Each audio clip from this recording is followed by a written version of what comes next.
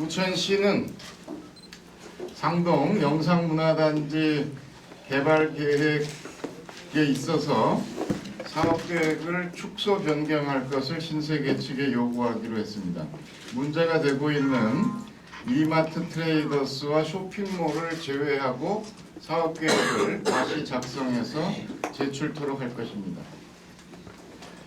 이렇게 하는 것은 이들 시설, 특히 대형 유통 할인 매장인 이마트 트레이더스가 이 지역에 들어설 경우에 인천시 부평구 등의 계양구도 마찬가지입니다만 상권 위축을 우려하는 전통시장 상인 또 소상공인 등의 영세 자영업자들의 걱정을 반영한 조치입니다. 이렇게 할 수 있는 근거는 기왕에 우리가 시행했던 영상문화단지 개발사 공모지침서 제8조와 13조에 의해서 부천시가 부지 여건 등 제반 사정을 고려해서 정책적 판단을 하게 될 경우에 사업 신청자가 제출한 사업계획서를 변경 요청할 수 있다라는 근거에 따라서 요구하게 된 것입니다. 앞으로 원래 계획대로 하면은 신세계 측과 10월 안에 토지 매매 계약서 등의 체결을 완료할 예정이었지만 이 변경 계획서가 제출된 이후에 절차를 진행해야 되기 때문에 협상이 다시 진행되는 과정을 감안해서 12월까지 토지 매매 계약을 체결하는 것을 목표로 추진할 예정입니다.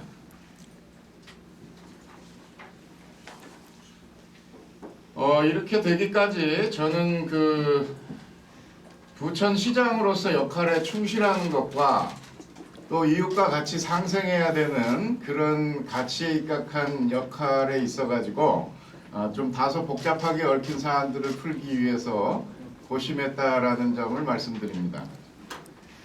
이 신세계가 계획하고 있는 종합 쇼핑몰 구상은 우리 상동 영상단지 개발에 꼭 필요한 시설입니다. 그래서 우리는 이 시설을 유치하면서 동시에 부정적인 영향을 줄 수 있는 제반 사항에 대해서 면밀히 검토했고 그에 따라서 19개 전통시장 상인 회장님들과 MOU를 체결하고 주차장과 고객시설 지원 등의 상생협력 방안을 마련해서 시행 중에 있습니다.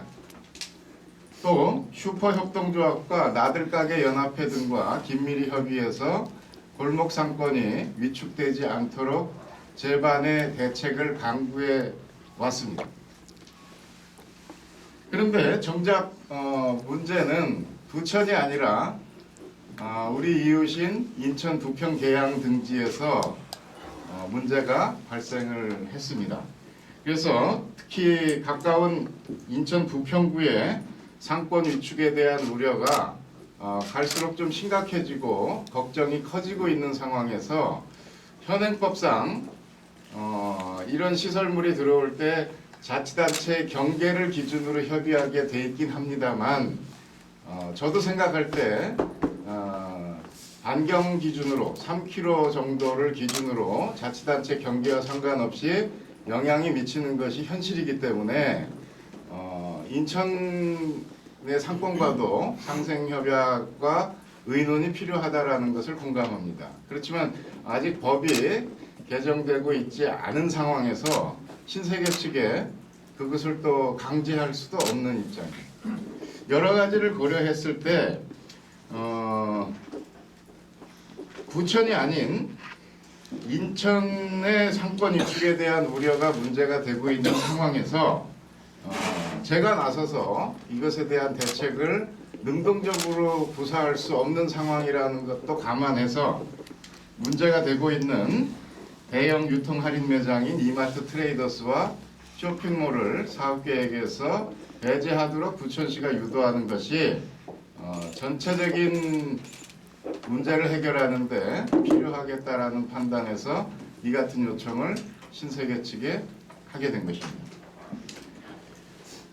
더군다나 인천 부평구는 우리가 화장장 문제로 대단히 곤란을 겪을 때 우리 부천 시민의 편의를 적극적으로 해결될 수 있도록 동참해 준 바가 있고, 또 인근 도시로서 우리가 앞으로도 경인고속도로 지하와 경인전철 지하와 또 불포천의 공동개발 등등 협력해야 될 사안들이 대단히 많은 이웃입니다.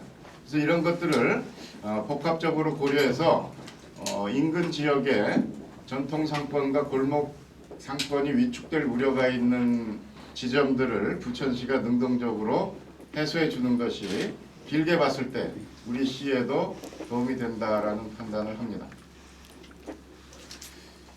앞으로 우리 시의 이 같은 요청에 대해서 신세계 측에서 면밀한 검토 이후에 사업계획 변경에 대한 내용이 제출이 되게 되면 그에 따른 후속 절차를 진행하겠다라는 말씀을 다시 드립니다. 네, 다음은 질문